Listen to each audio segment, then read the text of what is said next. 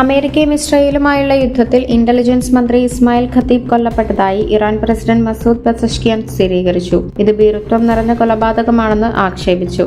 എക്സിലെ ഒരു പോസ്റ്റിൽ ആക്രമണം നടത്തിയത് ആരാണെന്ന് മിസ്റ്റർ പെസഷ്കിയാൻ പറഞ്ഞില്ല. എന്നാൽ നേരത്തെ ഇസ്രായേൽ പ്രതിരോധ മന്ത്രി ഖത്തീബിനെ ഒഴിവാക്കിയതായി പ്രഖ്യാപിച്ചു.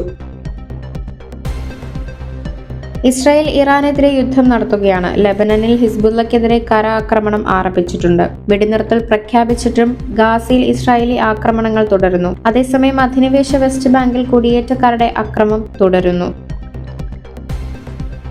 പശ്ചിമേഷ്യയിലെ വർദ്ധിച്ചുവരുന്ന സംഘർഷങ്ങൾക്കിടയിൽ തടഞ്ഞുവച്ചിരിക്കുന്ന ഹോർമുസ് കടലിടുക്കിൽ കപ്പലുകളിൽ കുടുങ്ങിക്കിടക്കുന്ന ഇന്ത്യയുടെ ഊർജ്ജ വിതരണത്തെക്കുറിച്ചുള്ള ആശങ്കകൾ പരിഹരിച്ചുകൊണ്ട് പേർഷ്യൻ ഗൾഫിലേക്ക് തുറക്കുന്ന മേഖലയിലെ ഇന്ത്യൻ പതാകയുള്ള ടാങ്കറുകൾ നിലവിൽ 2 ലക്ഷം മെട്രിക് ടൺ ദ്രവീകൃത പ്രകൃതിവാതകവും 16.7 ലക്ഷം മെട്രിക് ടൺ അസംസ്കൃത എണ്ണയും വഹിക്കുന്നുണ്ടെന്ന് ഷിപ്പിംഗ് ജലപാത മന്ത്രാലയത്തിലെ പ്രത്യേക സെക്രട്ടറി രാജേഷ് കുമാർ സിൻഹ നടന്ന പ്രതിദിന ഇന്റർ മിനിസ്റ്റീരിയൽ ബ്രീഫിംഗിൽ മാധ്യമപ്രവർത്തകരോട് പറഞ്ഞു.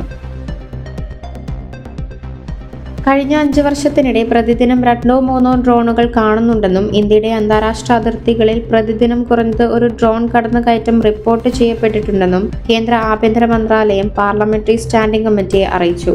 കഴിഞ്ഞ 5 വർഷത്തിനിടെ 4323 ഡ്രോൺ കണ്ട കേസുകൾ റിപ്പോർട്ട് ചെയ്യപ്പെട്ടിട്ടുണ്ടെന്നും എന്നാൽ 967 ഡ്രോൺ കടന്നുകയറ്റ കേസുകൾ നടന്നതായും ഇവ തടയുകയോ നിർവീര്യമാക്കുകയോ ചെയ്തതായും 710 വെടിയുണ്ടകൾ, 75 ആയുധങ്ങൾ, 641 കിലോഗ്രാം മയക്കുമരുന്ന് എന്നിവ പിടിച്ചെടുത്തതായും മന്ത്രാലയം അറിയിച്ചു.